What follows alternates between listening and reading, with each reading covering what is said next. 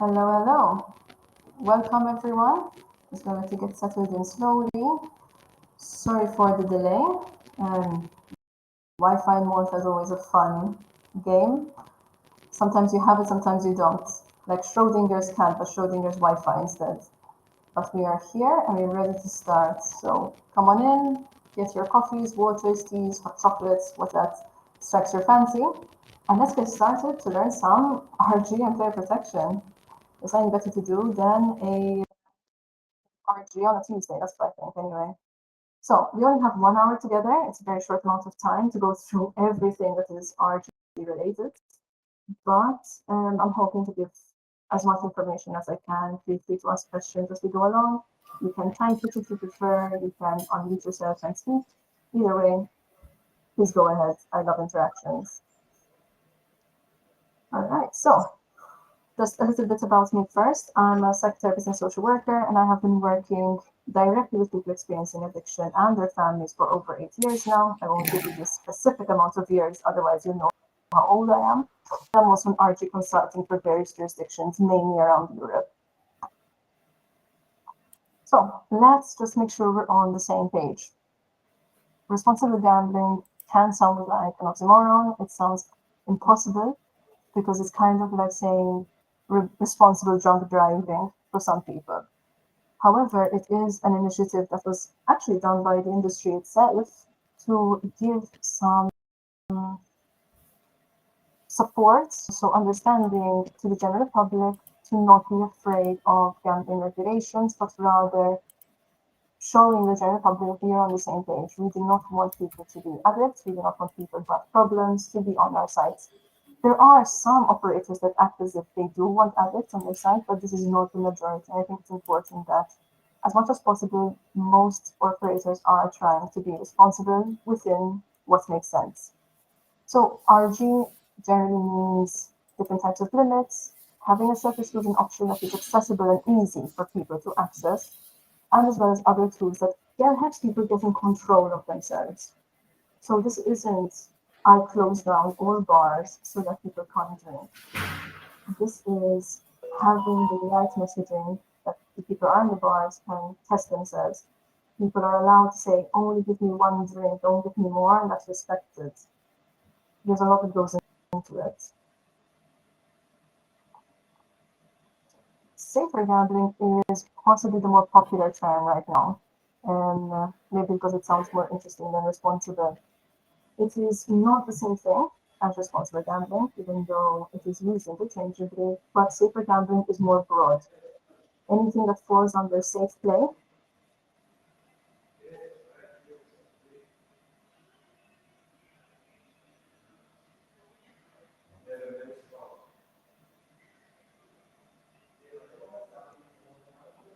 or basically under that. Okay, we're back. That was weird. Anyway, so problem gambling happens when prevention is no longer enough to help someone stay in control of themselves. So the limits aren't working, the substitutions aren't working. There are negative gambling habits that are starting, which are destructive, compulsive, and uncontrollable. And the person's life is being damaged, and the life of those around them, of course. So in reality, we can say that all gambling addicts are problem gamblers, but not all problem gamblers are gambling addicts. There are criteria that go into diagnosing someone with an addiction. But being a problem gambler is still not something that we want. It's not just addiction as the problem, it is when it is affecting your life and the life of others negatively. Realistically, that is not something we want. It is not good for the industry, it is not good for the general public either. So I said that there's a diagnostic aspect to diagnosing gambling addiction. And the DSM is what we use. There's the ICD-10, but the most common is the DSM that is used to diagnose mental health issues. Let's put it that way. And to have a gambling addiction, you need to have at least 6 of these. So you need to gamble with increasing amounts to achieve the desired excitement. You're restless or irritable when trying to cut down or stop gambling. You have repeated unsuccessful efforts to control, cut back on, or stop gambling. Frequent thoughts about gambling, such as reliving past gambling or planned future gambling. So you actually think about how am I going to manage to gamble right now or later? Am I going to lie to someone to do it? Am I going to have to borrow money? Can I go quickly to the bathroom at work and place a few bets without anyone realizing? The individual also often gamble when feeling distressed, and after losing money, the gambler would often return to get even, which is what we call chasing losses. The individual might also lie to hide their gambling activity. They might risk or even lose close relationships, job, school, or even opportunities because of gambling, and they rely on others to help with the money problems that are caused by gambling. So you would need at least 6 to 8 of those to even start being considered as a gambling addict. The more, of course, the patient is. What's interesting is that if you look at most of the criteria of the DSM, you'll also see some basis of what we do in terms of our gene, setting limits, so that the first one, the need to gamble with increasing amounts, can be tackled. We detect when people are chasing their losses because we want to know if someone is trying to collect back the money that they lost. What I also add is chasing wins. When someone has experienced that euphoric high of winning, they want to keep that vibe going. Also because they think that finally they're on a winning streak, I'm lucky finally, I should keep betting. This makes sense for now. Any questions? I'll take that as a good thumbs up. Yay. I love the interactive aspects of this site. So let's look a bit at statistics because why not? I'll be focusing a bit more on Central Europe right now. We can't hear clearly. Can the others hear me well? Or is Margaret the only one who can't hear me properly? Just so I know if it's a me problem.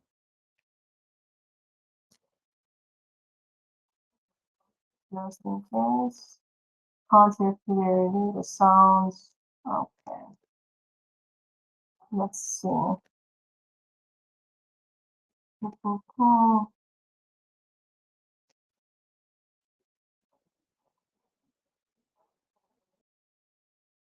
This work better? Am I heard better like this?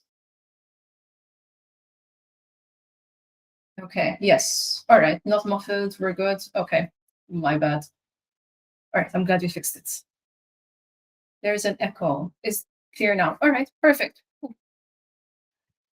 So when we looked at the statistics, and I believe in the full course, I'll actually go into the statistics taken at schools as well, because that's very significant. But what we know is that 40% of players that are recognized as playing suspiciously have started gambling at a young age. This is why many regulators are starting to make a distinction between younger players and older players, i.e., players younger than the age of 25. One, because we know that the brain is still developing in most people, at least until the age of 25. And if you have a neurodivergency, your brain actually will take longer to develop fully into maturity. And we also know that when you're younger, you're building your coping strategies, you're building your processes, what helps you, what doesn't help you. And if you find gambling to be your support, let's put it that way, the younger you are, the harder it is to get out of it because you did not have enough time to develop other interests, other supportive mechanisms. So, for example, if I have a 50-year-old client who started gambling 10 years ago, it is much easier for me to make them link back to what was beneficial to them before the age of 40. Maybe the person liked sports, maybe they liked walking, maybe they liked interacting with people. And we'd go back to that to help them in the present moment to start giving up gambling. Because at the same time, telling people you are not allowed to gamble anymore isn't very beneficial if they don't have something else to compensate with, to support them, to reduce their negative emotions. But on the other hand, if I have a 20-year-old, for example, who started gambling at a very young age, I mean, I know it's not illegal, but let's say 16, because we know that people are gambling at very young ages, even when it's illegal, and that becomes their main source of support, they can be my client at 30 but all they know for most of their life is gambling. It's very hard then to link with new things that they might find helpful because we don't know what they are yet. We just have to trial and error. And with addiction, it's very easy for people to become demotivated then because every relapse brings in this feeling of I'm not good enough. So as much as possible, we try to avoid situations where I set someone up to fail. What these statistics found is that 62% of 13 to 18-year-olds participated in games of chance, 18 sports betting. And as the years go by, more and more young people and minors are betting in sports betting. It is the preferred gambling, to be fair. It is more that games of chance are currently a bit more accessible for minors because of bars and all this stuff.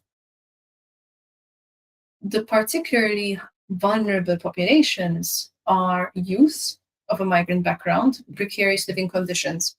With this, we've hit three things, three very specific vulnerabilities. I think people are more at risk because their brains aren't fully developed yet and develop more coping strategies. So migrants had to leave their homes for usually very difficult reasons. That is another.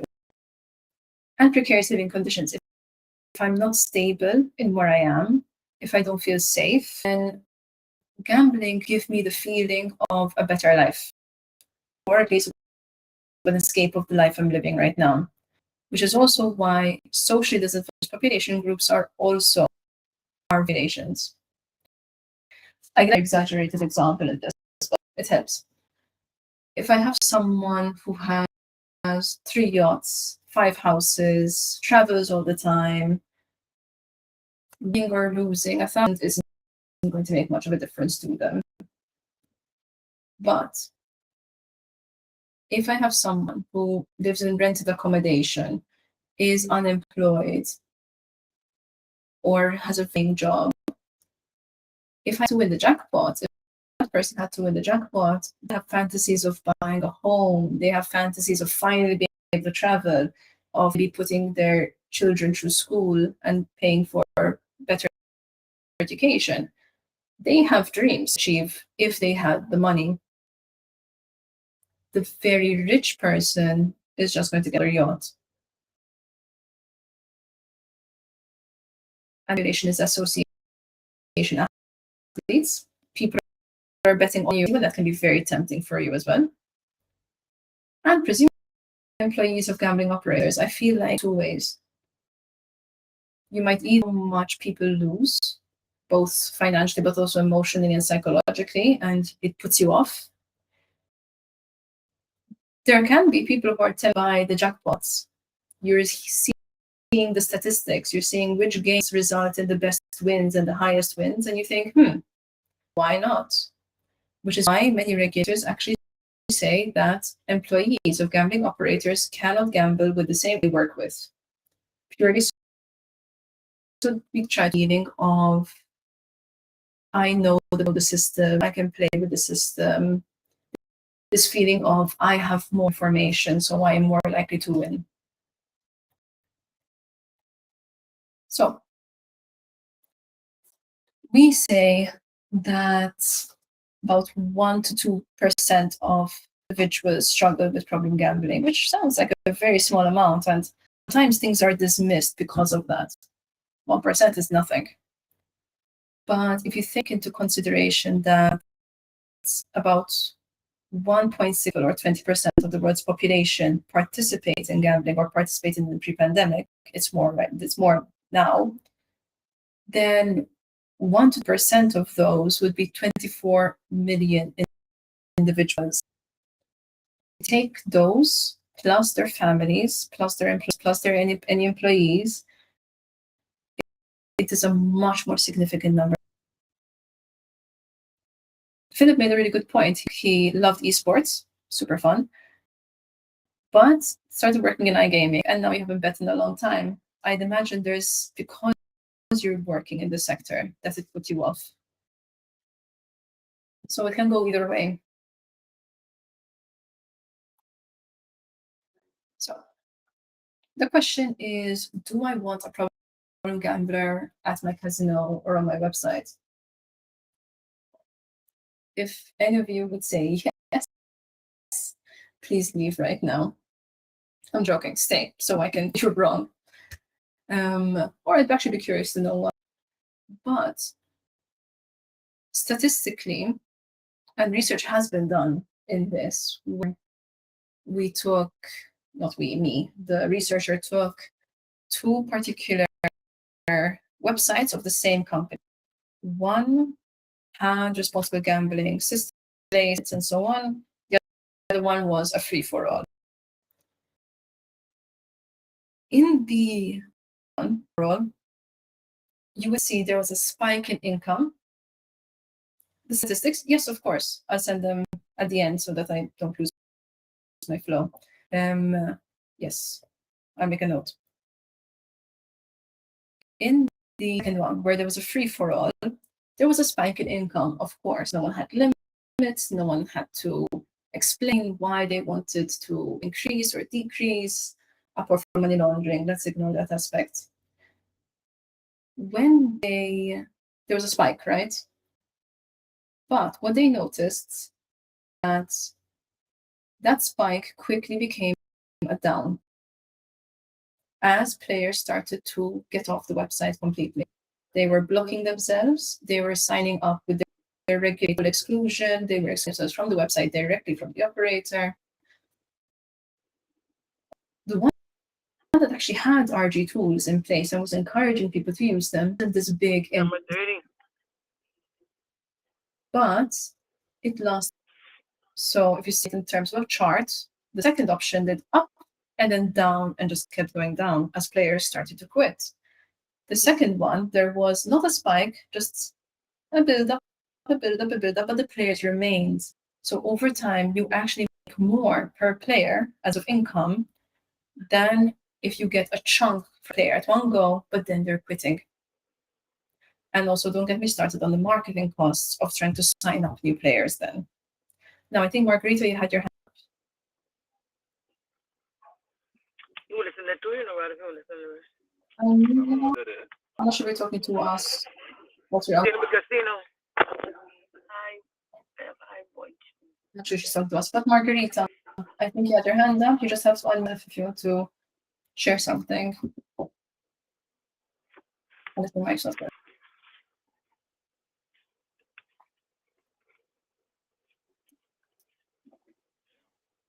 Okay. Whenever it works, just unmute yourself. It's fine. Don't worry about it. And Sujin, no problem. You will receive the slides at the end of this. I do not have permission to speak. That's strange. Okay. Is it okay if you type? Margarita, I know it's a bit, but that's strange because let me see if I can find you. I can hear Alina. Ooh, lots of people. Margarita. There you are. No, I can't do anything from my side. I'm sorry. Just feel free to type it or message me later. We can have a call later if you want.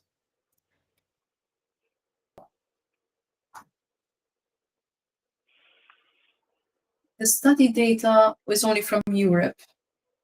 And even the second thing I mentioned, where we compared an operator with limits, an operator without limits, it was also in particular a European entity.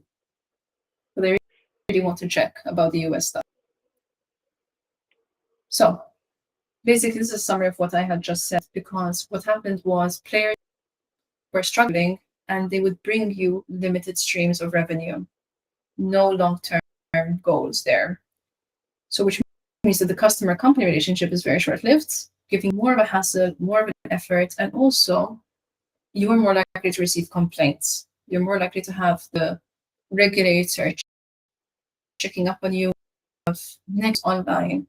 And online people actually do gambling are more likely to check these things online to see what's happening.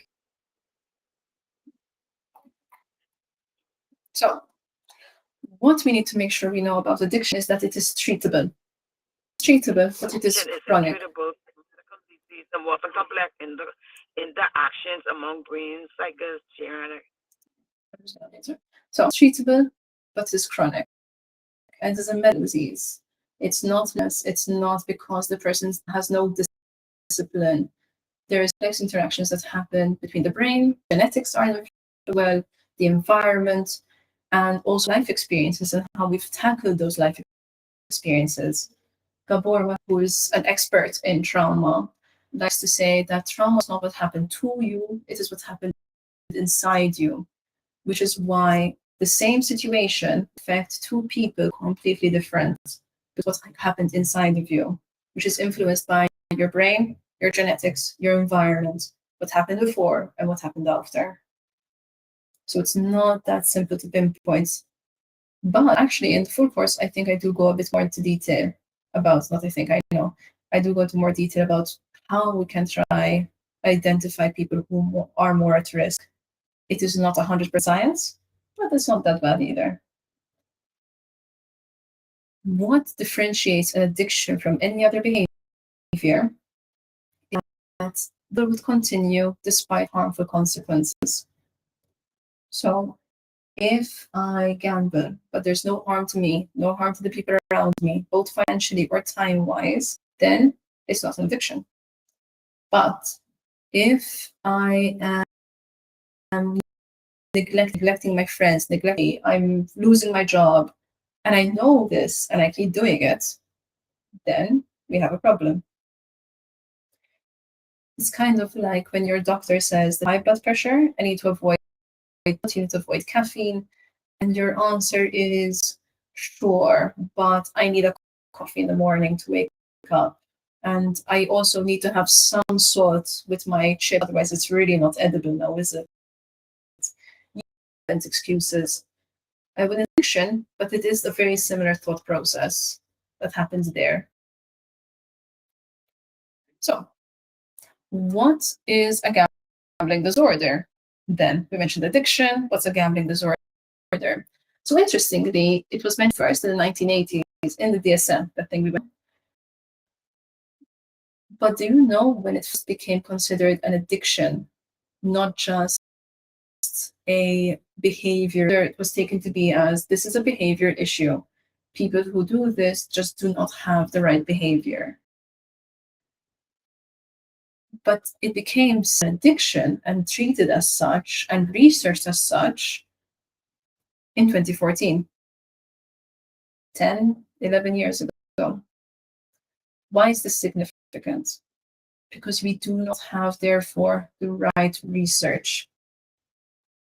When we first started treating gambling disorder as an addiction, we grabbed what we did with drugs, letter to word for word, we copied it. If drugs go to a program, we're going to do the exact same program for gambling. Then we grabbed alcohol, because finally we acknowledged that alcohol can be an addiction. And we did the same thing, copy and paste, copy and paste. The difference is, I can tell you anymore. Of course, that's not how it works, but I can tell you, do not take heroin. Don't go to bars anymore. Do not drink alcohol. I can't tell you don't have money in your pockets. I can't tell you you are not allowed to have access to your bank cards because we don't trust you not to go gamble them. And that makes treatment very difficult because it's a behavioral addiction, not a, yeah. It's like a behavioral, same as, for example, food or sex. There are things that we technically still use or make use of in life. We need to eat to survive, but I can't tell you not to eat anymore. Likewise, I can't tell you not. What we tried to do was someone else has control of your funding and your financing. Imagine how infantilizing it is for someone to be free and her husband or their partner is actually in control of the finances. Cigarettes I need to ask my spouse, hey, can you give me €5 to buy cigarettes? I promise it's only for. It doesn't work. Margarita, I saw you had your hand up, and is your microphone working? Hi. Hi. Did it work? Yeah, I think Yay. it's working now. Sorry. No worries, no worries. So tell me. No, I work for a big betting company. I've been working on DRG for many years now, so I find what you're saying very interesting. I just wanted to ask you something of something you have said before, which was like something related to this, let's say, betting company or gaming company. They're free. They might not have like responsible gambling tools. Is there any of this company really? Because I thought like. Of course, you need to have the license to. I guess they're illegal or something. This is my understanding because I would not know anything like this. So I just wanted to ask you if is there's actually company they do not have a responsible gambling tools available on their website actually. That depends a lot on the regulator and what they're expecting. So if you look at regulators like Liberland, Curacao, very limited. Yeah. And I'm going to complain a bit about the Maltese system. It's where I'm based. It's not that amazing. It's also about these RG tools are communicated to the operators. Sometimes it becomes a checklist exercise. Limits, done, included. It's done, we do them. But the spirit of the RG tools is lost then. The spirit of helping people is gone.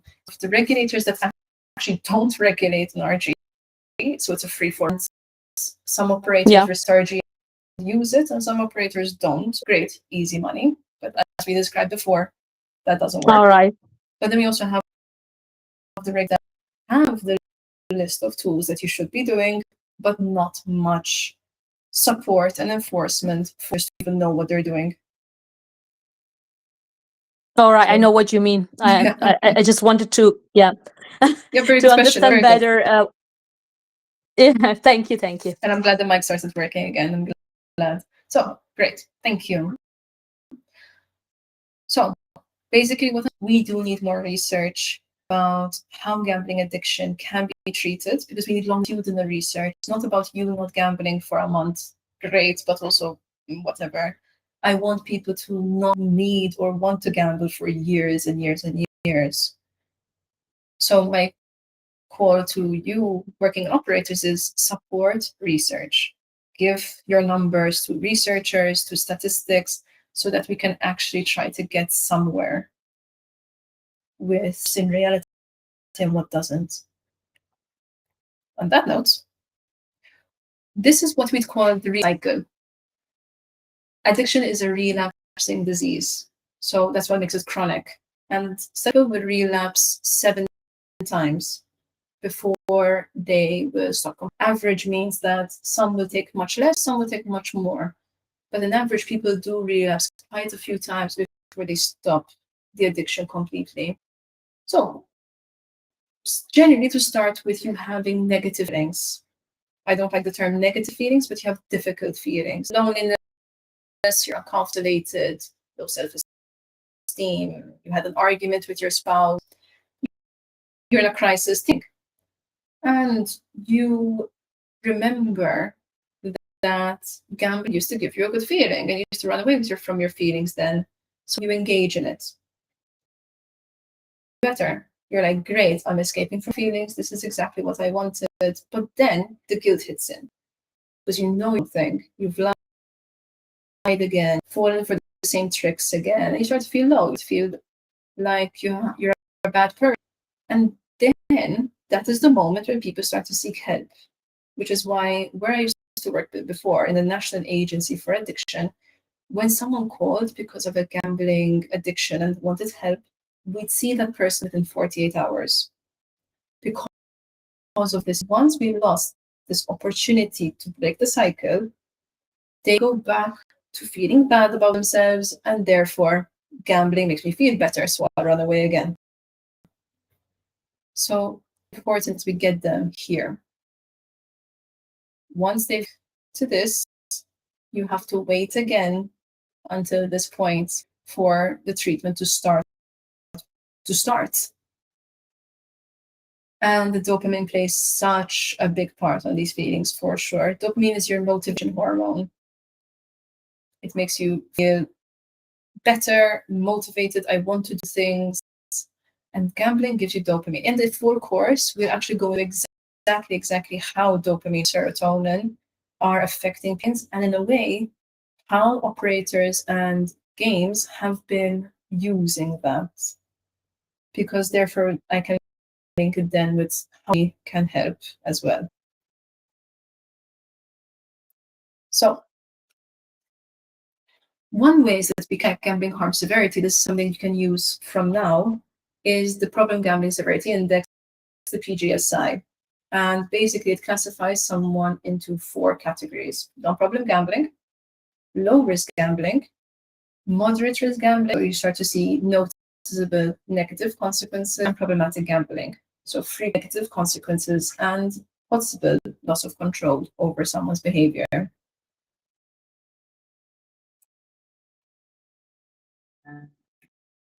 So why doesn't someone ask for help? And there are reasons why someone, I'm not sure if anyone wants to actually answer this question for me a bit. What do you think?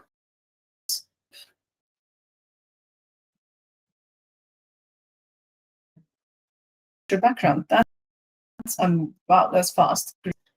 Culture background, such a big thing. Oh, records. Well, yes, cultural background, stigma, the shame of it. Shame is such a big aspect because shame tells you I am bad, not that what I'm doing is bad. I am a bad person, so obviously I'm afraid of being judged as well. And if my cultural background states that gambling is a bad thing, gambling is a sin, is going to send me to hell, that's very hard for me to admit then. It's very hard for me to accept that this is a problem that I have. You're not sure if the other people might receive it well, might accept you. Denial, 100%, fear. And let's think about it. Why wouldn't you be afraid? Can you imagine working at a supermarket and you have access to the register and you to your employer and saying, hi, I have a gambling problem. I need to go to therapy 3 times a week, blah, blah, blah. Can I do that? The second boss that you have a gambling problem, you are no longer working there, or at least no longer working the same job you were working before, because your employer is not going to trust you with the cash register anymore. So sometimes the fear is it makes sense. So you mentioned pretty much everything, so I love it. The fear of consequences. I don't want to lose my job. I don't want to lose my family. I might have emotional rejection towards treatment. Especially if you start hearing horror stories. Sometimes people have really bad views of help and programs and systems, and there's this belief that you lose control over yourself, you lose your autonomy, which obviously isn't true, not for most programs at least, that I'm aware of. So you might have lack of knowledge or misinformation about the help facility. You might also emotionally not being able to talk about your problems. That makes things a bit difficult, and you might deny the problem. It's not that bad, especially if you're from a cultural background or a system where you've seen people, quote unquote, worse addictions. So that guy lost his job. I haven't lost my job. That guy walked out on him. My wife is still here. So do I really have a problem? I remember with a client once, what I did was, because he was one of those people, his father had a very bad addiction, and he was very adamant, I am not my father. I am far better than my father. And I just printed the DSM and I'd ask him questions, and every time his question showed that it's one of the DSM criteria, I would highlight it in front of him. I gave it to him to see. And he was very, very surprised and in shock that just because his norm experience, his norm, his life was one way, it doesn't mean that what he was doing to his own family was Okay. different. Right. Addiction always links with shame, pride, Negative. because we do tell people, at least growing up and in the past, that what was the thought was that only People bad talk about people have an addiction. addiction. People always deny it. Yeah, I mean, there's a lot of denial in addiction, because at the same time you think that you're a bad person. Am I really that Right. horrible of a person? Do I really not have any self-control? So the shame kicks in, and I'd rather say I don't have a problem because I'm worried about stigma. Exactly. I might also want to solve the problem alone. And to be fair, don't we all go through those where something happens and we say, no, let me try this by myself first. So this is not a completely strange experience. I might also want to keep the secrets from family, friends, and colleagues because of the repercussions, because of the consequences. And the problem is, if you tell someone to go to the addiction counseling center, I'm hearing myself twice. All right. So if you tell someone, I need you to go to the addiction counseling center, what do you think is going to happen when they walk through those doors and someone sees them in a small town, in a city, comes inside and someone sees you? They instantly know what you're there for. In fact, in the National Agency for Addiction, if you are an identifiable person, let's say you're VIP, a politician, someone high up, and obviously you can't risk someone seeing you because there's no more confidentiality there. We had a secret doorway for those people because then stops people from seeing. The advantage is that right now a lot more lines are available, chat lines, which are anonymous, confidential, and something you recommend to your players because no one has to see them or know that they're making those calls. There's even online therapy that they can access. So in reality, we are diminishing the need for someone to go physically somewhere, at least until they're ready. It helps to have a few sessions to get more comfortable, because eventually it is important to share this information with supportive loved ones, peers as well. Linked with the cultural issues, if I struggle to emotionally talk about my problems, my first language, also my emotional language. So when you're upset, when you're angry, do you speak or think in what language? That is your first language. So I might go to Germany and have a good level of German. I can work to people, I can make friends. But can I talk about my addiction to someone? Can I explain how difficult this experience has been? Probably. So I would need to find a therapist or a professional who can speak my, and sometimes that can be very hard to accommodate. Again, helplines, chat lines, that allows us to open up to other languages. For example, in Germany, a lot of Turkish speakers and Russian speakers struggle with gambling issues. So they would need help in their languages. Sometimes they think there's no reason to talk because they do not think they have a gambling problem. It's difficult for them to admit it, 100%, which is why getting people in that stage, that cycle, where they are acknowledging what they did was wrong and they need to do something about it. That very, very split second there needs support. I do deal with Italian customers. Yeah, you speak Italian, I assume.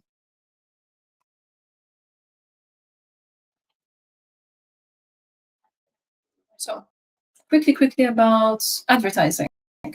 So part of RG advertising. It's not just how to deal with customers and play. It is also how we're projecting this.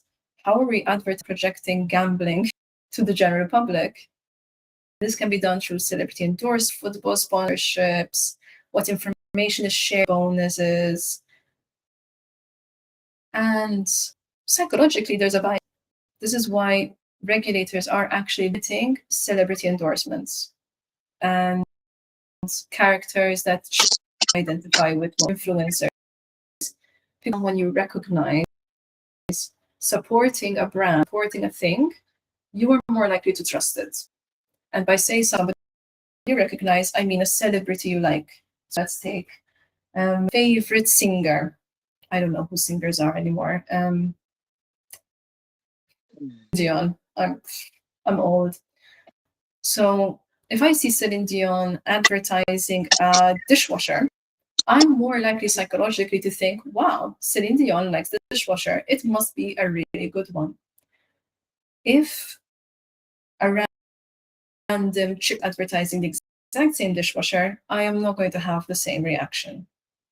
And this is why we try to limit celebrity endorsements and especially characters that children identify with. At the same time, I think it's a bit weird for Barney the dinosaur to recommend to you. To each his own.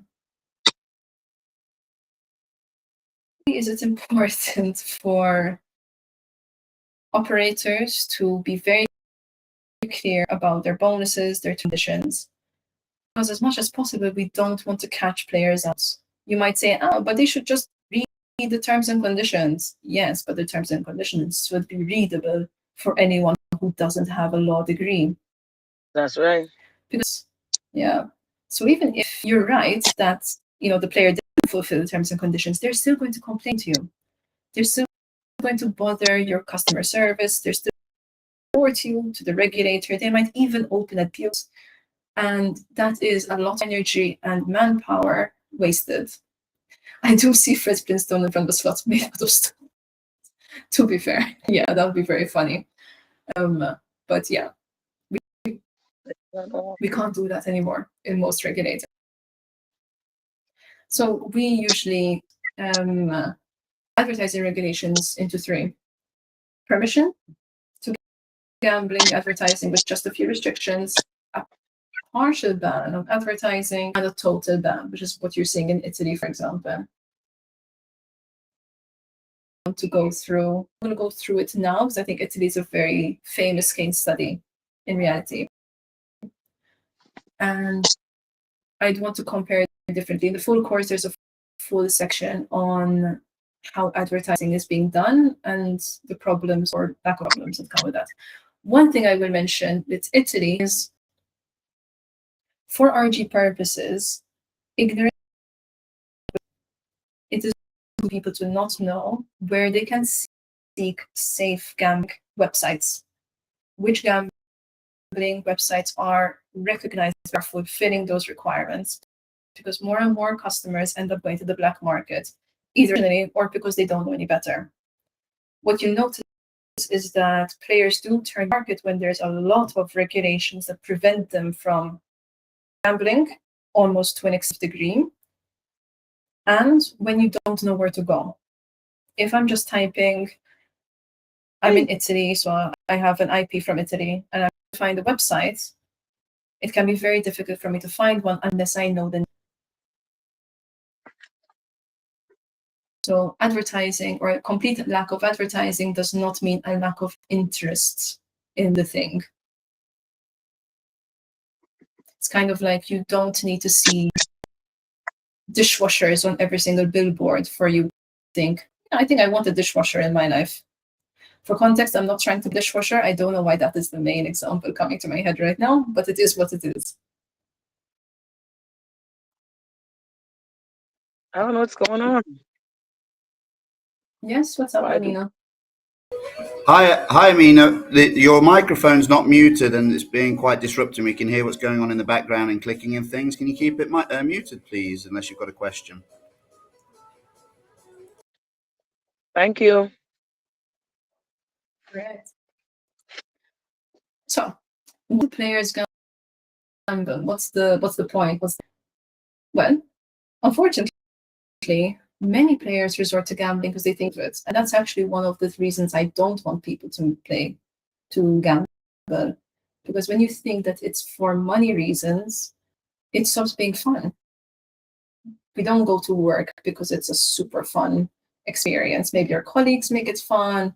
Maybe you get some satisfaction sometimes, but most people, if given the opportunity to live very comfortable lifestyles without working, will realistically not do it.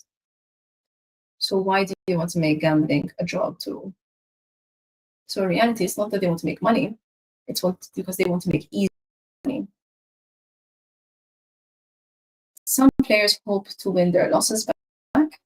I'm owed this money enough times, and your brain actually starts to mess with you as well, because you think, okay, I've spun this 10 times. Time is going to be a win for me. And then it's 11 times lost. Okay, the 12th time would be the right time. At what point do you let yourself walk? But you'll be really if that's slot machine. Someone sits in your chair, presses the button and wins. And you cannot handle it. Brazilian customers think that they sell courses. I see this online all the time.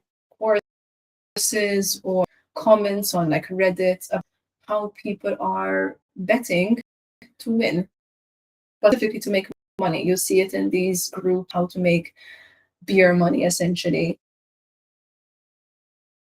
The understanding of customers causes so much confusion, 100%. Nobody knows how probability works. And this is the issue with not having educated public. So RG is having clear information. Saying 96% RTP is confusing.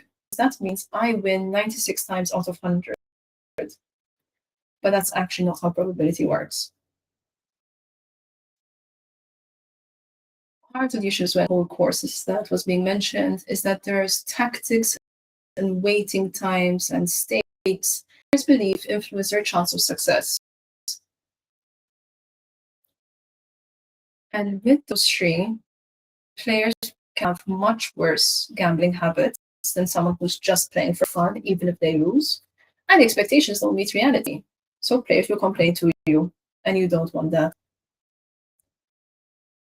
Sometimes people unconsciously try to do themselves from something much more serious and they don't want to deal with. For sure, this is what I mentioned about coping strategies. If I did not develop other coping strategies, what am I going to do? I'm going to turn to gambling then, because gambling has distracted me. Gambling makes me feel better.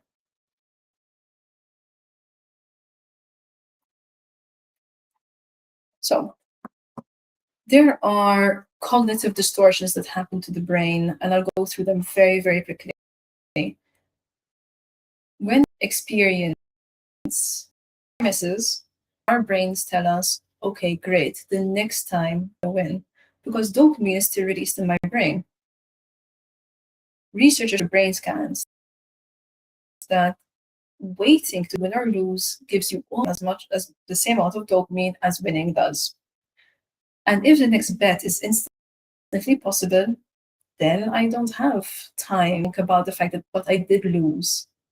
What I have is the spike in dopamine. We go, great, let's do this again, which is why regulators are actually stopping this idea of near misses. So when you see the slot machine turning and you have cherry, and you think it's one cherry, and then nope, it goes to one, you can't do that anymore. That's not how certain jurisdictions. There's also gambler's fallacy, which is the idea that past outcomes will influence future events. I have played on a slot machine 12 times. The 13th time I will have a payout. Because I've played 12 times at this point, I have to win it. And then we have the fact that we're not very good at estimating ourselves and estimating what happened and what didn't happen. Think about how many times you have patience with someone about a situation that happened a week ago, a month ago, a year ago, and how wrong you're both getting it. We waited 5 minutes. No, we did 30 minutes. We're not very good at remembering details, and we overestimate or underestimate. And that's one of the cognitive distortions that happens in gambling. where I overestimate my chances of winning, and when I lose, minimize it. Oh, I didn't really lose that much, just a small amount of money. And this is why it's so important to let players have to a summary of their losses, no idea how much they're actually depositing and losing, unless they're really, really into keeping a check of every single bet they make, which most people are. So like we said before, gambling is good stress relief. It reduces our feelings. It's a good escape from reality. I might hope for recognition from my friends, from the people around me, but can you imagine how cool it is to go to your friends and say, hey, I won. Beers are on me. You're suddenly the king of the party. So you might also increase your self-esteem by winning. There's also the emotional and mental effects of gambling. You're taking risks, the stimulation, excitement, the power fantasies of what you're going to do if you win, achievement. So it does actually create a thrill.